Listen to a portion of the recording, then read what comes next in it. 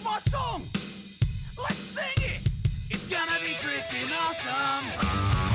Come on! It's gonna be freaking awesome! You know the words! It's gonna be freaking awesome! That's it! Sing! It's gonna be freaking awesome! Yeah! It's gonna be freaking awesome, everybody! How are you doing? It's me, your pal, the Coolest Geek Alive, Jesse Blaze Snider. And I've got an exciting show for you today because I'm going to be doing some writing, basically. For those of you who've been listening for a while, you know I'm a writer. I write comic books, but I've won awards since high school for writing every different style of writing, from poetry and feature articles, plays, movies, short films. Like, I know how to work in every single area of writing. And specifically, I trained my whole young teenage life to be the it writer for Marvel or DC Comics. I did this by studying every classic story that DC and Marvel ever put out, even things that hadn't been reprinted at the time. I went and I seeked out those classic stories so that I knew them. Nowadays, most of the things that I had to go find has actually been reprinted. You can find every great story that Marvel and DC has ever put out. But it used to be a little bit tougher in the late 90s, early 2000s. And I worked really hard to be different than a lot of the writers and editors that I saw working at the company who did not appear to be paying attention to the entirety of the company's output. Things that were going on in the Spider-Man office, the X-Men office might not have any idea about. And, you know, it's innocent enough. These people are busy. They're editors. They're professionals. But the tapestry of the Marvel Universe, the way it all weaved together, and the DC Universe as well, that's what intrigued me the most. And I saw that that's what was giving the fans such an impetus for coming back month after month. These stories were so compelling because of the way one thing would affect another thing, with each thing building on the next to create some of the most compelling stories I have ever experienced in my life. I read books, I read comic books, I watch movies, I watch TV. I'm telling you guys, what is available in comics is better than the crap you're watching on TV and you're watching in film. Some of it's weak. Especially things that are being published right now. Most of the people who are making comic books right now seem to think that comic books aren't meant to be good, that they're not actually very good. So the job that they're doing as comic book writers is right on par with what we've experienced before. It's not. The quality has really tanked recently. Everything's become very low stakes, about personal stakes, about who they love and their, you know, just romantic drama. Shit that Archie comics used to be about. And if you like that kind of stuff, you know, romantic drama, that's great. There's Archie comics and there's soap operas and there's things for you to check out. But comic books have never traditionally been that. It's been about the stakes of the planet, about people's lives, big stakes.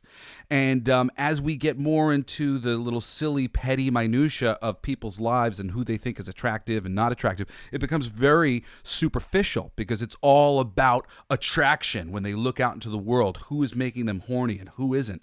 That's actually been one of the big problems with all the Batman movies they've made, because Bruce Wayne is constantly being defined by these women in his life, and these women are really meaningless and they make him look really shallow. In the comics, Batman is dealing with love maybe 5% of the time at most, probably more like 1% of the time. Most of the time, he's dealing with being the world's greatest detective, solving crimes. It's just serious shit. No time for love, Dr. Jones. That's not what a superhero is about. A superhero is about looking out into the world going, this world isn't good enough, we can do better, I'm going to help, I'm going to do something about it, I'm going to make the world a better place. So I set out to be a writer who could do this better than anyone because I understood what was going on and I was willing to honor the great stories that the audience had already embraced. And honestly, that's what it comes down to. This all comes down to the audience. This isn't about Jesse Blaze Snider's ego and I think I'm the coolest person alive. No, I don't think I'm the coolest person alive like that. Coolest man alive means I try to be the coolest person. And by cool, I mean I'm somebody who'll hold open a door for you, always say thank you, somebody who's cool, like the Fonz was cool. He was always helping people on happy days. That's being cool. Ah, that guy's so cool. He's cool. He cares about other people. You know, and this is me caring about other people. The audience is the people that matter to all entertainment. When the audience says this is good, it is your duty to try and emphasize what they are enjoying, give them more of that, allow the creative people who are bringing the stories they love to continue to bring stories that they love, to build up those creative people, to give room for all this great growth that your core audience is loving. Now, we've had a real problem with the Marvel Universe of late. Not the Marvel Universe in the comics so much as the Marvel Cinematic Universe. Well, I guess both, but the Marvel Cinematic Universe in particular. They are not listening to what the audience wants, and they have jumped the shark. I want to talk about Phase 4 in particular, but it really started a little earlier than that. I was going to say Captain Marvel, but it's actually the movie right before that. Ant-Man and the Wasp gender swaps Ghost and makes the Ghost character sympathetic. This doesn't work on a lot of levels. Ghost is kind of a creepy character. He's like spindly and skinny, and he's got a creepy vibe about him. And now we've turned it into a female, and she's sympathetic. I don't know about you guys, but I have a really hard time watching the UFC when it's the women. I have a hard time sometimes watching it when it's the men. I really have a hard time when it's the women. And this isn't like sexism. Yeah, well, it is. It's a little bit of sexism, I guess. But it's true. Like for people out in the world, when they see women being beaten, they tend to kind of get like a little, oh my goodness, like I don't like this. I don't like to see this because I'm not used to seeing it.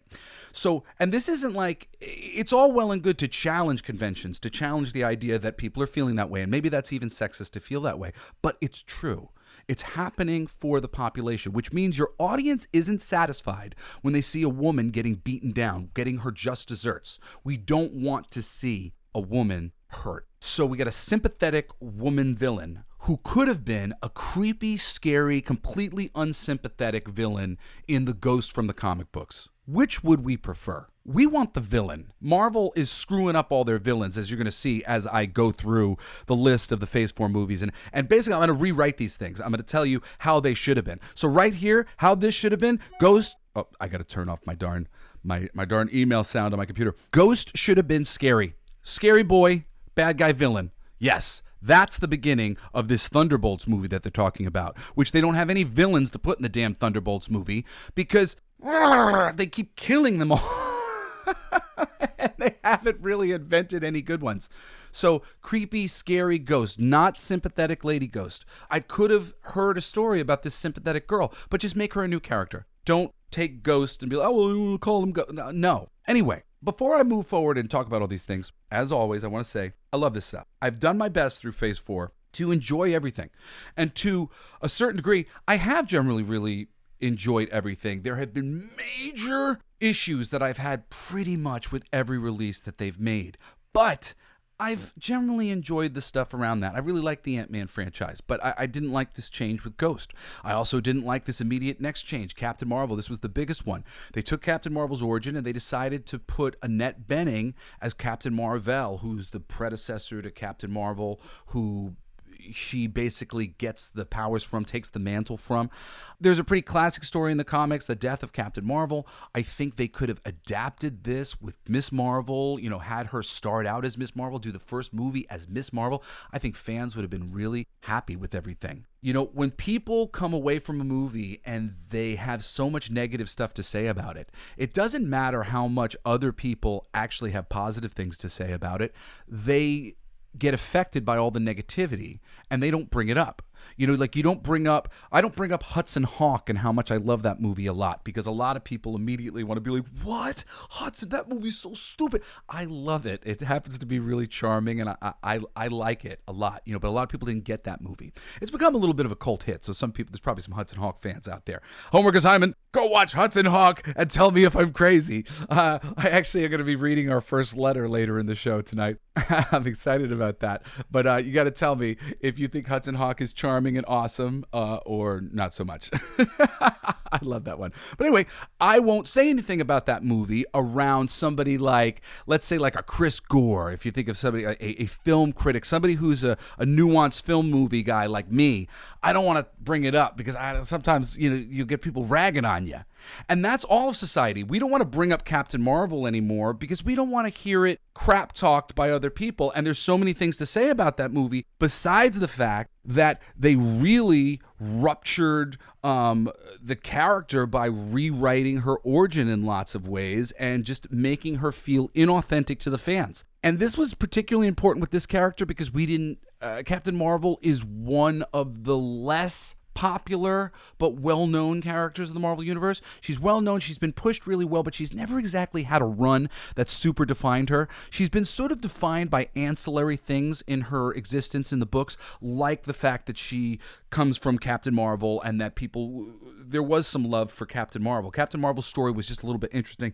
They've told the story in different ways. I read the Genus Vell Captain Marvel that later went on, which was written by Peter David. It's really wonderful. And Captain Marvel would switch places when he would hit his wrists together, these negabands, with another person. And this created a really great kind of sitcom-y drama. I've actually been surprised why they haven't done anything like that in the films. There's a lot of different characters that you could do it with. It's a great dynamic when there's somebody who's like got a superhero who's take possession of their body, basically. So anyway, the Captain Marvel stories were interesting. And Miss Marvel has kind of been this continuation of that, carrying the title of the Marvel Universe in general, but they keep making a lot of missteps with her. So to not define her in the ways that we do know her, in the ways that do matter to us, one of the other things coming up would be her losing her powers to Rogue, which is a very important thing for us, and to see Rogue's powers increase. God help me, I hope they do the X-Men well this time around. Nice and colorful. We'll see. Anyway, Captain Marvel should have been closer to her roots. The whole thing with her being sort of shoehorned in as an earlier member of the Marvel Universe, I think also rubbed people the wrong way. You know, she's coming in things in the 80s. One of the biggest screw-ups from this entire movie was Sam Jackson losing his eyes to the frickin' cat Flurkin. Oh my God. Talk about everything feeling sort of Marvel-flavored. There's no differentiation in genre. The audience was imagining all sorts of possibilities for how Nick Fury lost his eye. I can tell you this, it was not a stupid alien cat. That really upset me.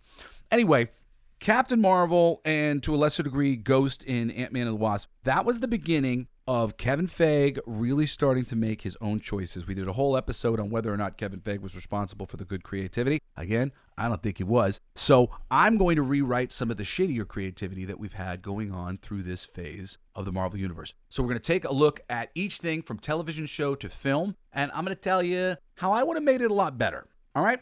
Starting with Phase 4, WandaVision, right? One, why couldn't this show have ended on a cliffhanger, right? I love comic book cliffhangers. It's such a wonderful thing. It might not be appropriate all the time to leave everything on a cliffhanger. But this weird, interesting, abstract show, there's a lot to like about this show. WandaVision gave me hope. I actually sort of imagined what the future was going to be. I was imagining Kevin Feige must be thinking the same things that I'm thinking, and everything I'm about to tell you, this is what he was going to do. But he didn't, and WandaVision was the end of this real genre bending in any way and creativity. But we've got this cool thing where they're doing the sitcom-y parody. They nail it. Everything is just as not funny as sitcoms are. It's all cute, though, and it's lifted up by the wonderful performances of Paul Bettany as Vision, and to only a slightly lesser extent, Elizabeth Olsen, who I think is also really wonderful, as the Scarlet Witch. Plus, they've got Catherine Hahn in there. They've got a couple really wonderful things. But this is the perfect place for a lead-in to the Doctor Strange movie. And if this show, that's the main thing that I would have done right off the bat, I would have left this a little bit more open-ended and maybe pointed to Doctor Strange. I don't know if I would have made Doctor Strange show up necessarily, but left it where, obviously somebody's got to go get Wanda. She's on the run. People are looking for her, whatever it might be. She just kind of walks off, and Captain Marvel lets her go. I think Captain Marvel and her should have had a battle.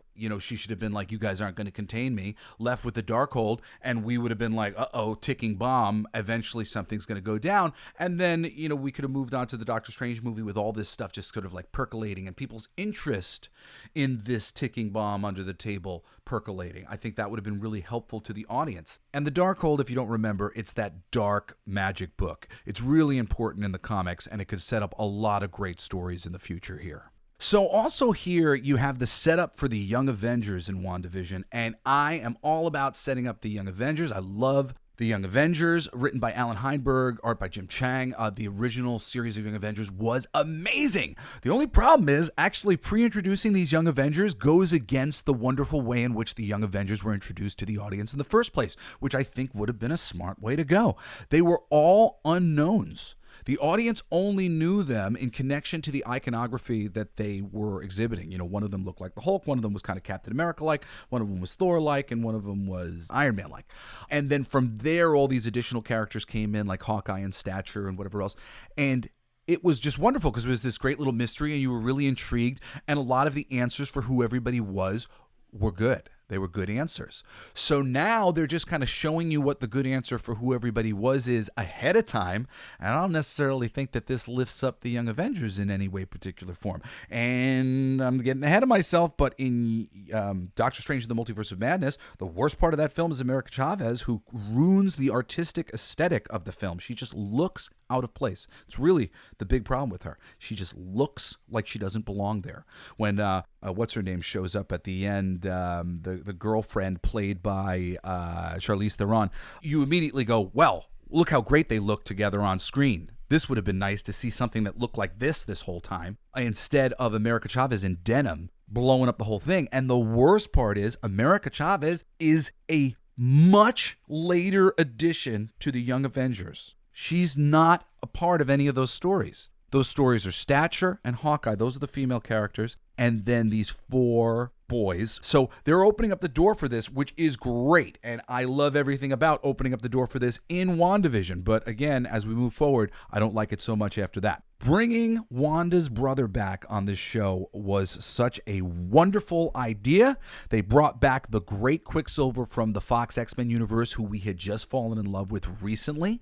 And it would have been an amazing idea to basically begin the notion that the multiverse is breaking down, and through one of these cracks caused by Wanda and her tampering with the Darkhold book, and you could start to build the Darkholds and these books of magic up to be like the Infinity Gauntlet and the Infinity Gems, build these things up. That's what I would have done here. I would have kept Quicksilver around. Quicksilver would have been around. Quicksilver is a key member of many, many, many major teams in the Marvel Universe. He's a member of multiple iterations of X Factor and a great character. Love Quicksilver. It's a bummer to see him not utilized.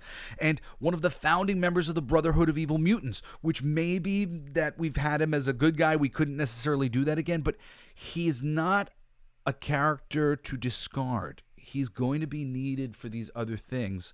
It was a very good way to bring him back from the dead. They should have kept that. I would have brought him back from the dead. He would have been alive still. Mostly, I really love WandaVision, so I'm not changing too much, but clearly there are a few things that I'm changing. You know, the authorities got to be after her. She did something wrong. Those people were violated. Those people would want to press charges. She gets off the hook way too easy at the end of this show, and it was just sort of bizarre. The Falcon and the Winter Soldier. So there's something that I didn't mention that was another Kevin Feige choice that I believe is a really big mistake, and that is the blip. I mean, honestly, any number of things could have been done to reset the universe and put it back to where it was. I wouldn't have aged Captain America. I would have had him come back and decide to give up the mantle of Captain America to Sam because he doesn't want to be Captain America anymore. And I'd sent him off into the wilderness to be nomad. And then I would have told these Captain America as Sam Wilson stories, or vice versa. This idea that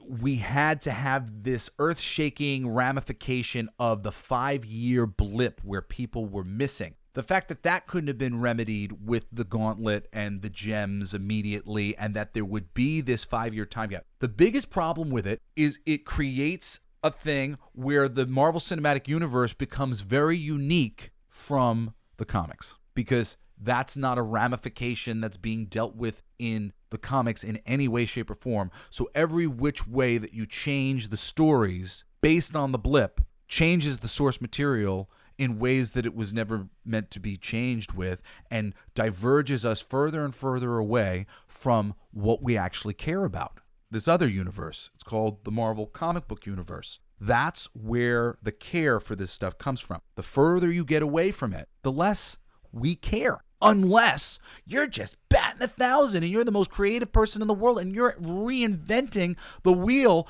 creatively. Of course, if that's true, then why do you need the characters of the Marvel Universe to tell stories? Just invent new ones. Otherwise, give us the creativity that we've already said, oh man, we love this. We've read this multiple times. This has been printed hundreds of times in multiple languages because of how quality this story is. Bring this story to life. I don't understand what we're missing. So everything that's going on in Falcon and the Winter Soldier is about the blip. Terrorists, and they've got a lot of ties to modern day politics. The closer you blur the lines between politics and the entertainment that we're watching, when it's really obvious and ham-fisted in any ways, it turns off the audience. Nobody wants to be preached to. Even if you agree, you're like, yeah, I know, God. Nobody enjoys the experience of having their stuff adjusted to fit political ideology. It's really just, it's very obvious. People see it and it just doesn't seem natural. It seems like a wart or a pimple on a person's face. You're like, ugh, just you got to get rid of that big bump. That's not natural. That shouldn't be there. That's a clear sign that something is wrong. It doesn't fit with the natural symmetry that is built into the art that we wanted to see made into something. You shoehorned in this thing that doesn't belong there, and now we're noticing. The audience is noticing, and I think Falcon and the Winter Soldier was the beginning of people really noticing a lot of politics on display, and I wouldn't have done that. I wouldn't have made that so overt and made any part of the audience feel bad. If we all like Captain America, that means we're all fundamentally the same on some level, and I want to appeal to that aspect of my audience and nothing else. The villains here are terrible. I would have done something with the Serpent Society probably. The costume budget would have been big, practical effects, and had some really cool villains. Get some damn villains into the Marvel Universe. Instead, we got a bunch of guys wearing black masks with red handprints on them, I'm pretty sure. And with Captain America-like powers is ugh. They introduce U.S. Agent here. That stuff's great. Plus, we're setting up the West Coast Avengers here because U.S. Agent is one of the major members of that team. And we're setting up so many storylines that we're not going to see with Steve Rogers unless they fix that problem. But I digress. There's some good stuff in this story. But this hyper-politicized thing, I would have seen a story that was more like Falcon and U.S. Agent competing for the shield because the government is being racist and they want to give it to the Winter Soldier, who they think is more like controllable or something, and the Winter Soldier doesn't want it because Steve gave it to Sam, and he's honoring that, because the Winter Soldier's got a lot more years in the military and like time. He's hundreds of years old, so it doesn't necessarily make any sense. But if he was like, deferring it over to Sam, no, like Steve believes in Sam, I think Sam's the one. And then the government was like, well, here, we're going to give it to the U.S. Agent instead. And there was some sort of battle over the shield. That would have been really fun. A vacuum's created because dude leaves as Nomad, and now you can have Steve Rogers show up at the end, or eventually that leads to some showdown in a film where Steve gets to show up and it matters in some cool way for him to make a cameo. So I would have done something like that. Additionally, we got the introduction of Isaiah Bradley's grandson, that's his name, the black super soldier from the miniseries Truth, which is a great miniseries. And honestly, that would have been cool for them to adapt. An adaptation of the Truth, perhaps with this fighting over the shield idea hanging in the background. But the Truth basically just denotes, and they talk about this a little bit on the show, but not in any real way. I would have loved to send flashbacks and stuff. It was this whole brigade of black soldiers that had been experimented on to try to recreate the Captain America super soldier. And he was the one guy who survived. But basically everybody was really mangled and hurt by this whole experiment and ultimately dies except for Isaiah. That was super cool. I really liked that character being around. And then when Patriot was introduced on the Young Avengers, his grandson, that really just brought it all full circle. And I remember I handed my brother, I think I've said before, I handed my brother every major run of Marvel and DC comics that meant anything to me, and I put them all in a very particular order so that the stories would mean most, and he would get introduced to things, and then he would see those things pay off. And The Truth and The Crew, which starred Isaiah Bradley and a couple other characters, it was all like a team of all black characters. It was written by Christopher Priest. I really like him. He's a great writer. War Machine, a couple other characters. And then the third series being Young Avengers. Those things were really satisfying to see, that character being brought into the Marvel Universe, and it meant something. I really think that they missed an opportunity not doing that story with more dignity. They so often will add in something from the comics, but they really brush over it. They don't really give it the fair time and care that it was given in the comics, and it's the time and the care that went into it in the first place that made us care as an audience. So maybe you should think about giving things that matter to the audience more time and care, instead of just like, hey, look at the thing we mentioned. You mentioned it. Now, like give it to us. Give us some time. Make the rest of the people love it the way we love it. Like, I've talked about this before. The reason we are so passionate about this stuff is because we want to pass it on to the next generation. We want to pass it on to our friends and our family. That's how this stuff has become so popular, because we have a desire to share our joy of geek culture with the rest of the world. And I really want to share my joy of geek culture and some of these comic book stories that they're missing the opportunity to adapt so badly. I do. Moving on to Black Widow, our first movie on the list. One, it should have come out sooner. I would have released this sooner. It really just is a no-brainer, as she's been such a hit character. After the Avengers was such a smash, I would have put Black Widow on the marquee docket somewhere. It should have been more of a spy movie, like the Jason Bourne Identity kind of thing. So I would have got a director who had a little bit more of that style, and I would have been more grounded and felt less generic Marvel movie. This isn't like over the top with sky beams and stuff, as the term has come to be, but it is just way more of like, I don't know, a superhero movie than it is a spy movie. And she is a spy, and I would have rather to see this handled a little bit smaller. I love the choices of David Harbour and that other actress for Black Widow, whose name I am forgetting right now. I wish I remembered it, because she's so Florence Pugh. She's amazing. What a great actress she is.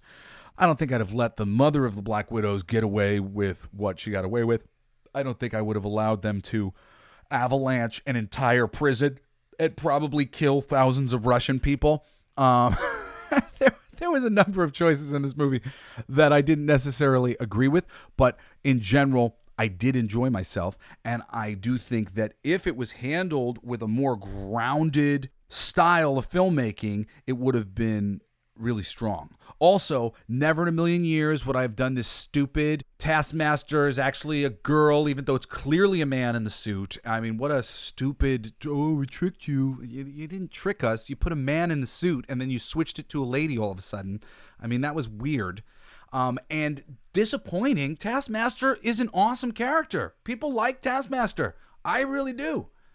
There was no reason, like Boba Fett and Darth Vader is like you don't have to know all this weird little backstory thing about it. It's cool to have a badass sidekick bodyguard who's sitting there. If that dude who was the head of the Black Widow training organization, he had this Taskmaster guy who's just beating everybody down, that is plenty cool. You don't need to add some additional story about how he's a really screwed up father or whatever. We already feel like he's screwed up towards the Black Widow people. So that's stupid. Another thing of like, oh, Taskmaster's going to be in the Thunderbolts movie. And I don't care, because it's not Taskmaster. It's not the character that I know and like. Taskmaster, who has relationships with Deadpool that I find interesting. Taskmaster, who has history and relationships with the Avengers and Captain America that I find interesting. And I would love to see brought to life on the big screen. Again, with Steve Rogers being old, those relationships with the Taskmaster and some of these things, they fall by the wayside, which is why they really, and I would have been putting these things back together. You took it apart, you got to put some of this shit back together. We'll talk about that in a minute with Thor. Loki. Now, the Loki TV series, I really, generally really like, but they really declaw Loki in such a bad way because, as I've talked about, we don't have good villains. They're really blowing it with the villains across the board. And now one of the best villains we have, Loki, because you wanted to make him the lead of the show and make him sympathetic, which was really not necessary because we already liked Loki. So even if he was being a jerk, we probably would have went along with it pretty good. So I would not have declawed Loki here. The story is not terrible. Everything that we do is leading to this Kang thing. Kang's kind of presented in an interesting way. Loki falling in love with himself, meeting variations of himself. It is all kind of fun. But some of the ways in which it's flip is turning Loki into not a serious villain. That's a problem. Turning the Infinity Gems into kind of a a joke. Oh, here are the Infinity Gems. We have them in our office. We use them as paperweights here at the TVA. That was all weird. And there's some of that Rian Johnson, I think they're making fun of us stuff going on, where like the Time Masters and everything, they looked really cool. They looked kind of wonderful. I was so into how the Time Masters looked. And I'm like, would it be so bad and so wrong if there was, like, we could see some of the cosmic beings in the Marvel Universe presented in this way, sort of larger than life, almost animatronic and godly. There was really cool. And then, its head falls off and kind of felt like I'm being made fun of here. You goofing on me, Loki producers? But honestly, this is the first show where I have to say I would not have done anything like this. There are Loki comic books. Some of them I've heard are really good. I definitely have read some Loki comic books in my life, a mini series here or there. There's been some really cool stuff done with that character. You could have did something really cool with the character. A story about him fighting the Time Variance Authority is just sort of a weird place to put Loki. Doesn't really fit his idiom, as Monty Python might say. It's wrong for my idiom, sir? Yes, idiom. It's the wrong idiom for Loki to be in this Time Variance Authority situation. So that right there just kind of queers him, because it doesn't play to his strengths in so many ways, and it ends up just being a vehicle for the actor Tom Hiddleston, who I love. But what's the point of that?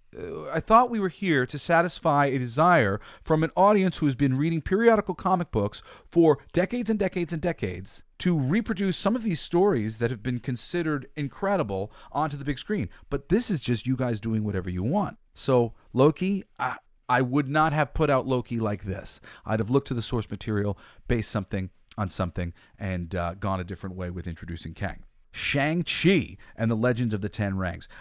Okay. Here we go, continuing to differentiate the Marvel Cinematic Universe and show all the different genres that we can do. We do a straight send up to Bruce Lee. We make a spiritual successor to Enter the Dragon starring Shang-Chi. We make it very grounded and just a little hint of magic. The magic that would be to come in like a third film. Never in a million years would I have this freaking story with his sister where he leaves her behind and he knows that she's there for 20 years and he doesn't even go back to check on her until she's an adult to see if she's okay. I literally left the theater and kind of yelled at my children because I was so mad about the movie that I'm like, that what he just did in there is not heroic at all. That was really lame. He left his sister behind because he didn't like the situation he was in with his evil father, and he left his sister behind with his evil father. He should have brought the sister with him, came back for the sister, any number of things. He had no idea what had become of his sister. What a terrible example he's setting for other people. You know, I want to see heroes be heroes, and that was very unheroic. Didn't like that at all. So it wouldn't have been like that. Would have been way more grounded, and I would have showed way less boob.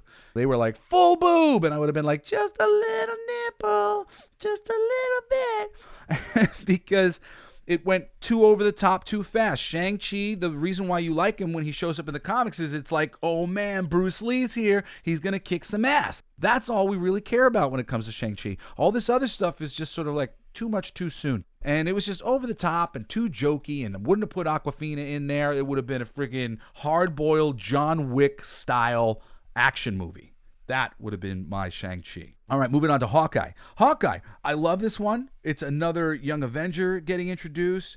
Unfortunately, there's a whole bunch of problems here. Hawkeye is like one of the closest adaptations they have. They adapted, I think Ed Brubaker had written the Hawkeye series. I've only read like the first arc of that thing, but it was really good and really well done. David Aja, maybe Aja, something like that, is the name of the artist. And he had a great style that really brought out aspects of the character that was cool. The aesthetic of Hawkeye always having bandages on his face and always being a little beat up, and there was lots of really good silhouettes. Unfortunately, Hawkeye has always been like a Dick Grayson kind of character, if you're familiar with that character, who's been like a single dude out on the prowl. He comes from a circus. but they rewrote him by having him have a family, even getting all this backstory with his family maybe now being Mockingbird, which you find out at the end of this Hawkeye series, which is cool. That brings him full circle and kind of recreates him into the character that he was always meant to be. But it definitely just feels a little different, him having this family and some kids off somewhere, and who the character is just kind of, they're always trying to break up Peter Parker, because when he's with Mary Jane, to a certain degree, the stories feel very different. When he was single and dating and dealing with different things, the stories had a certain feel, and they feel very different when all of a sudden these pieces of the character have been changed. So even though they're being very accurate, it somehow still doesn't exactly feel authentic and accurate. But their introduction of Kate Bishop, the female Hawkeye from the Young Avengers, is great. The actress who's here, I don't know the name of this actress, but I think she's awesome as well. Not quite as great as Florence Pugh, who makes a guest appearance here and is awesome, but pretty darn great. And it was great to actually see those two actresses work with each other, because Hailey Stanfield, I think is her name. She's really great. This was cool. The biggest changes here that I would make is like, oh my God, they reintroduced Kingpin from the Daredevil series just to seemingly kill him and emasculate him at the end of the show. Like, all the work they did putting into building up how smart this guy is, how calculating this guy is. And this show made him look so frivolously stupid in one episode of the show. I love the show until the last episode. And then pushing an Echo series on us when Echo still hasn't really been introduced in any of the ways that we would like to see. She has a history with Daredevil, and build that stuff up. Jumping into an Echo series just seems a little too early. Echo has barely had her own series. She's never carried an ongoing series at Marvel Comics. She's not that popular a character, even though she's popular as a villain, kind of bad guy supporting character in a couple things, and there are ways to build her up, but I would not jump so quickly into the Echo business if I was Marvel. Moving on to Eternals. 1. Practical effects. I would have honored Kirby. This would have looked more like Thor Ragnarok, the washed out tones of this desert movie. It's really nuts. I probably would have thrown some character appearances by Marvel Universe mainstays like the Hulk into the movie in some fashion or another. When Jack Kirby was doing this book at the time, Marvel made him insert some of those characters into the thing. At the same time, I would have made it all maybe a little bit more self-contained in a couple different ways. But I liked the Eternals in a lot of ways. I was very devastated and mad about them not honoring Jack Kirby in some way further. It really just did not feel like they did at all. The Deviants in particular all had unique and interesting looks to them, and they just went with this generic kind of look, like they were made of electric metal or something. I don't even know what to call it, but they just looked crap. And anything designed by Jack Kirby should not look crap. And this is all based on Jack Kirby stuff. And so I would have made it really a homage to him. And I would have just done a lot of practical effects. And, story-wise, though, I thought it was pretty cool. I just think it wasn't playing off of anything that mattered to anybody. Icarus doesn't look like Icarus. So all those years of putting a comic book together where you've got this blonde guy with the blue shirt and the red highlights and his gold highlights, whatever, you've wasted all that advertising. It's so stupid. You own this property. It looks like this. People see it and they go, oh, I know what that is because I've seen that before. I've seen that before. I've seen that before. Recognition. Oh my God. You can't buy recognition. Recognition happens over time and repetition. Recognition. To rob yourself of recognition in the name of just arbitrary casting decisions, it's just a stupid choice. Stupid choice on your part. You want every image of every character from every frame of your film to make somebody go, oh, cool, they made this? They made that? Oh, awesome. I'd like to see that. That's cool. When you see the thing and you don't even recognize it as the thing that you like, what does it matter? Who cares at that point? We talked about Super Mario Brothers and why it was so successful because it looked authentic. It didn't even matter that it was weak on a lot of levels. It really was authentic. So, it was satisfying, even though I didn't think it was really funny. I didn't think it was compelling, but I did feel very satisfied. I felt like the filmmakers were trying to make me happy. That made me happy. I felt like somebody was trying to give me a geek massage. They were like, here you go, geek massage. Does this feel nice? And I was like, yes, this feels pretty nice. Keep it up. Could it have been better? Yeah, it could have been a better massage. But it was still great, and the audience is there, and it's made $1 billion because it felt and looked obviously authentic to the audience when they glanced at it. Moving on. Spider-Man No Way Home. Perfect. Doctor Strange in the Multiverse of Madness. Okay, Here's what we do here. First, we get rid of America Chavez. We're introducing the Young Avengers. She doesn't show up on the Young Avengers for, I don't know, maybe even like a decade after the Young Avengers are introduced. She was not introduced for a long way afterwards. So we don't need her anytime soon. So she's not a part of this movie in any way, shape, or form. And instead, we've got Doctor Strange using magic to jump through the multiverse. And because around this time, and this is what I believed that they were going to do, they had got the rights back to all of the films that they had made with other studios. So you would have had Benedict Cumberbatch's Doctor Strange teaming up with Wesley Snipes' Blade, Nicolas Cage's Ghost Rider, and maybe a little appearance here there from like Dolph Lundgren with a proper Punisher shirt on. I don't know if you remember the old Dolph Lundgren Punisher movie. He doesn't even wear a Punisher shirt. He's just in a black t-shirt. I never actually watched it. I watched like pieces of it years later because I was so mad. So give the fans what they want. Put Dolph Lundgren in a Punisher shirt and a quick little cut by. Get a little appearance by Morbius in, at the height of his special effects makeup courtesy of Sony Pictures. Instead, we get Xavier and we get a Reed Richards that isn't one of the Reed Richards. If you're going to kill a Reed Richards from another universe, kill one of the existing Reed Richards. Instead, they introduce John Krasinski to just kill him. Now, if they bring him in as Reed Richards, we're going to be like, oh, the Reed Richards you killed? That movie would have been incredible. Can you imagine Doctor Strange walking around through the multiverse with Ghost Rider and Blade? That's something from the comics. Not necessarily exactly that storyline, but the Midnight Suns and the Secret Defenders, these are teams that Doctor Strange has had to put together at various times to get some shit done.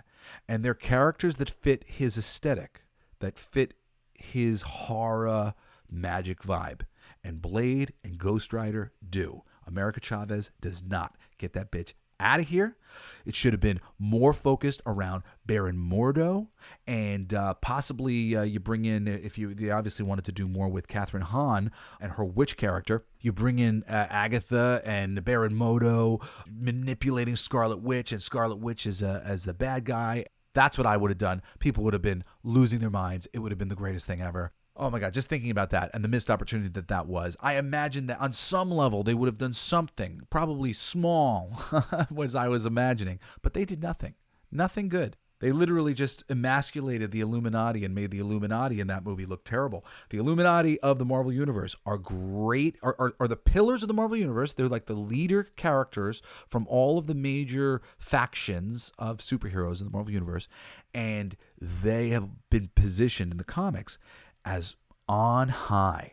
They are a big deal. Wanda killing those people in the movie meant nothing to the regular audience. It meant something to the fans. And it basically meant, you don't get it.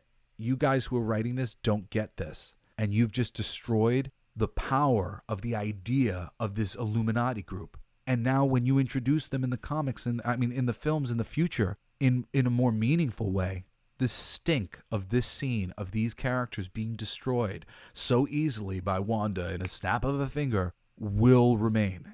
And that's unfortunate. I never would have freaking did any of those things. She embarrassed those characters. She made them look bad. I remember at one point in time, I was really embarrassing the Wrecking Crew in a Hulk script that I'd written. If you've ever read a comic book I wrote, ended up coming out called Hulk, Let the Battle Begin. Part of the story in there is the Wrecking Crew and him fighting them, and he really was taking them apart and embarrassing them. And the editor said, hey, can you tone down how bad you're roasting the Wrecking Crew here? Because we need these villains to maintain their coolness, and if you rag on them too much, it makes them look bad. And he was right. It's really good advice. If I rag on them too much, then they're no threat, and it's just a joke, and it doesn't. The stakes are gone. So I definitely wouldn't have done anything like this with the Illuminati. If I introduced the Illuminati, they would have been big and powerful and kind of ominous and something interesting, not just kill them. Thor: Love and Thunder. This would have been a serious rebuild. We would have had a tone that was determined, and we would have used some bit of the mythology basically to kickstart a new life cycle of the planet and bring about a new part of Asgard being resurrected anew. We would have maybe recast the Warriors 3 and recast everybody. I don't know the best way to approach it. You would figure it out, because the biggest stories of Thor are the Walt Simonson run, which is based on Thor mythology.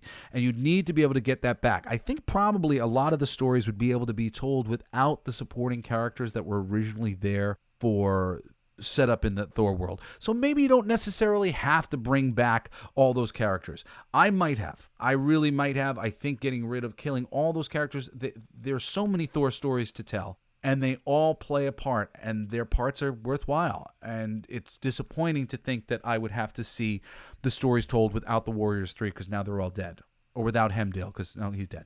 Granted, there are characters like Baldur and Tyr. I don't want to pronounce some of these wrong, who were introduced in the comics and are from the mythology, who haven't been introduced yet, so they could still be introduced.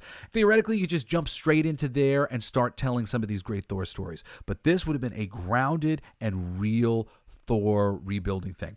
And we could have told the story of Jane Foster becoming Thor as well, but that would have been more grounded too, more serious. We're joking about her cancer and she's going to die. This was like really meaningful. There was a lot of meaningful stuff that could have been done here. Additionally, Gore the God Butcher would have looked like Gore the God Butcher. They just put some white makeup on Batman, and Christian Bale just looks like Christian Bale. Gore the God Butcher has a really cool alien-looking vibe. He kind of looks like that blue lady with the squid things coming off her head in The Fifth Element, who sings the opera songs, but with it's white and the sword, and he's in the. He really has a cool look. And apparently, Christian Bale thought that he was going to be getting the special effects makeup treatment, and they were just like, "Oh no, we're just going to do a little makeup here," and that was it. And I just can't even believe that. You have this great design for this alien character, and you just make him look like a human being? Because you're like, well, we want to get the great performance from Christian Bale. He would have given you a great performance. Why didn't you make him look like the alien? Shit.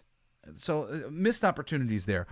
Next up, we got Black Panther, Wakanda Forever. It's terrible that we lost Chadwick Boseman, but we needed to replace him. Needed to replace him and continue to tell Black Panther stories. Black Panther is one of my favorite characters of all time. His need to sort of do the right thing as a hero while still at the same time pleasing his constituents. He has to please all these people and make morally right decisions every step of the way. That's a predicament to be put in, and that makes him a real man to me. I love T'Challa, and he needed to be recast, and they needed to adapt more of those great stories. There's so many wonderful stories featuring the Black Panther. I think this idea of introducing Namor and having Black Panther and Namor face off is great. Black Panther and Namor are wonderful foils together. Again, going back to the Illuminati, Black Panther basically refuses to be in the Illuminati. Meanwhile, Namor is in both the good Illuminati and the bad Illuminati because he's a dick. And, you know, the Namor in this movie is Namor in name only, and he's barely even that. Namor. That's not Namor. So I would have had a real Namor. We would have reintroduced a new actor as the Black Panther, and we would have continued to tell wonderful stories with the Black Panther, and perhaps begun to introduce and tease the Fantastic Four. Definitely wouldn't have introduced Riri Williams, Ironheart. There's a trouble with introducing Riri Williams the same way America Chavez. There are different characters who come in at different ages, and there are different tiers of characters who grew up together and other tiers that didn't grow up together. If we want this Marvel Cinematic Universe to look anything like the Marvel comic book universe that the people are hoping it will, we need to time all these things so that it's not an obvious choice that Ironheart should be on the Young Avengers. Now it is, if she's coming out alongside these guys at the same time. Ironheart didn't come along until later. Ironheart is on some other teams like the Champions, which have some fans and whatnot. And there are some characters there that can be introduced in stories that could be told, but they're going to end up kind of mishing this all together in a way that is not the meal that anybody ordered, and we're not going to want to eat it when it comes. Additionally, I think the Ironheart character is completely redundant in a film with Shuri. Don't make Shuri less special by putting this character in the movie. Shuri was cool, and you want us to view her now as being turned into the Black Panther. I really think kind of Ironheart just makes her a dime a dozen, unfortunately. Next up would have been the Marvels, but it's been pushed back multiple times, so the Marvels still isn't out yet. Then we got Miss Marvel, which I didn't see it. So, I'd have waited on that one for a while myself. Again, screwing up the age groupings. She's more in line with like an Ironheart age grouping. People are going to be like, well, why isn't she on the Young Avengers? Well, because she's not on the Young Avengers, and that would change the whole team. There's a team dynamic that we were reading, and we were like, yes, Young Avengers is great, and we made Young Avengers a hit. Not because Miss Marvel was in the book. She wasn't. There were a group of characters who were in the book, and oh man, we loved seeing them interact together. It was a really fun time. I'd like to see that adapted. I don't want to see it screwed up by adding these additional characters, shoehorning them into the story. I want to see a really quality adaptation of the thing that I read that I really like, and I would read again, and I would recommend to people. This sucks. All right, getting down to the bottom of the barrel, we got Moon Knight. I would have put more Moon Knight in the show. I don't know. It would have also gone a lot darker, would have had a horror tone, more similar to Doctor Strange and gritty, continue to build up that universe, have an additional character that might be interesting to put in there. I might have made a little appearance by Moon Knight in the Doctor Strange and the Multiverse of Madness show at some point, if it was appropriate, had it end with something like that. Again, another character who's from that more kind of magic-y, mystical horror side of things. Moon Knight first appeared in the Werewolf by Night comic book. And that would have been a wonderful thing to have him. It would have been even cool to have Moon Knight show up as a guest star in the Werewolf by Night horror thing that they did on the Disney Plus channel that was in black and white. Great place to have Moon Knight show up, black and white show, as a tease, and then do the show. So those would have been some things that I would have done right there. My children were not remotely interested in the Moon Knight show, and I think that's because it was such an adult subject matter without really being adult subject matter. I would have considered making it one of the first R-rated shows, knowing that Deadpool and Punisher and Wolverine and all these other characters were coming down the pike. Start building that mature universe. I might have started right here with Moon Knight and do something really violent and cool. The Moon Knight comic is some of the best runs have been very, very violent. She-Hulk. I wouldn't have done anything the way that they did it. I would have kept her origin the way it was. I would have had the Hulk save her, would have had her grateful, would have had her grateful to be She-Hulk, excited about it, and just enjoying her life as this person who has the ability to turn into a giant Hulk rage monster. She-Hulk, Jennifer Walters, is a wonderful character. There are wonderful stories that I have read that could easily be adapted. It's really just such a missed opportunity. She-Hulk could have been a marquee Marvel show, and instead it's... All right, we're getting down to the end of it now.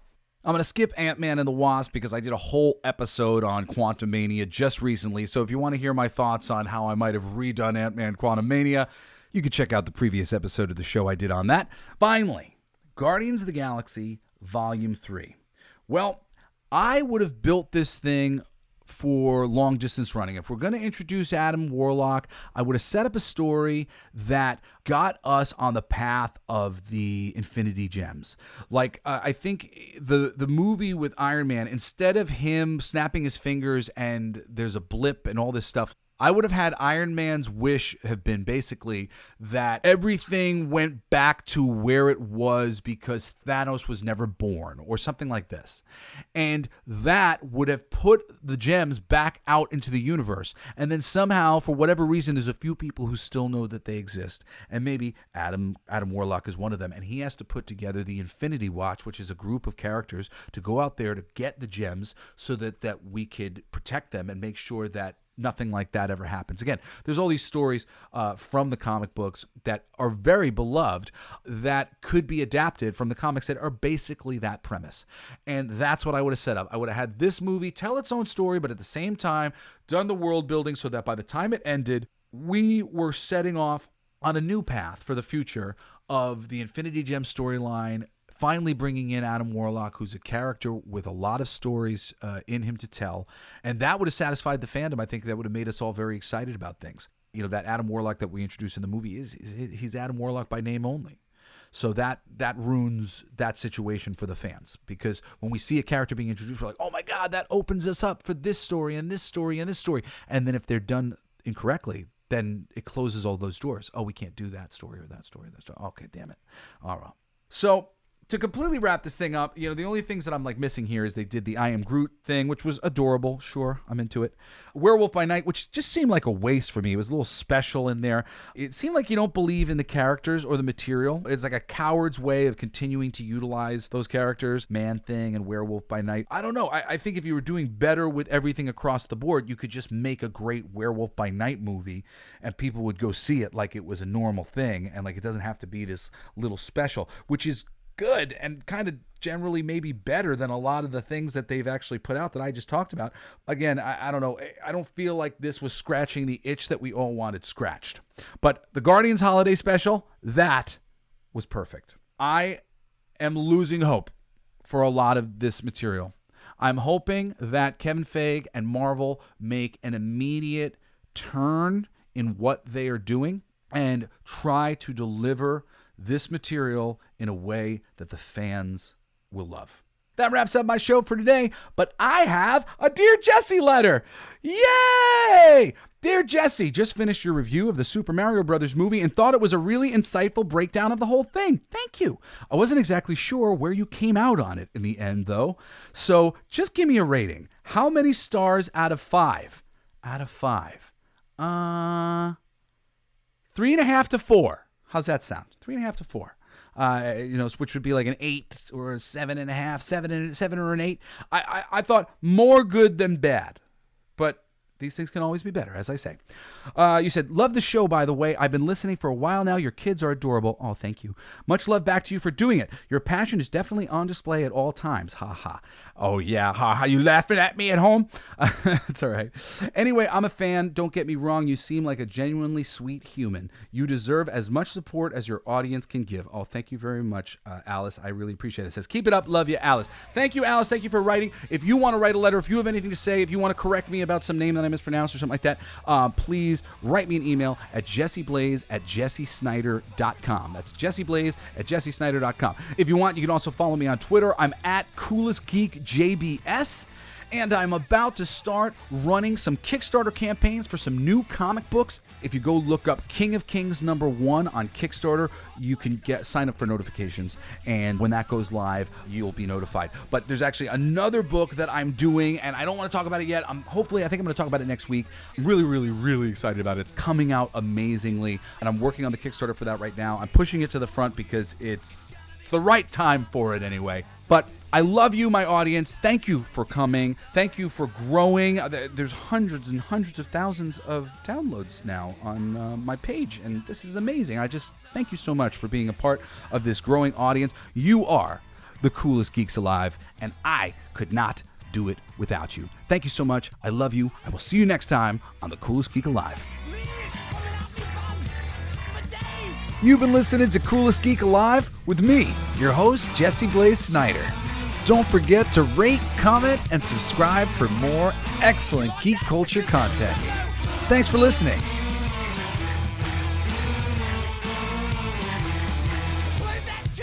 It's gonna be freaking awesome. Talking some shit. It's gonna be freaking awesome. Living the shit. It's gonna be freaking awesome. Food in our mouth.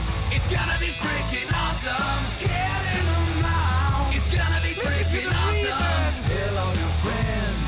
It's gonna be freaking awesome. Draw right our text. It's gonna be freaking awesome. Raising the bar. It's gonna be freaking awesome. Straight to the stars. It's gonna be freaking awesome. It's starting soon. It's gonna be freaking awesome. Passing the moon. It's gonna be freaking awesome. On with the show.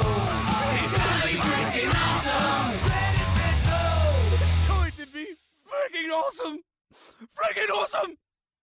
It's going to be freaking awesome. Just wait. You'll see. You'll all see.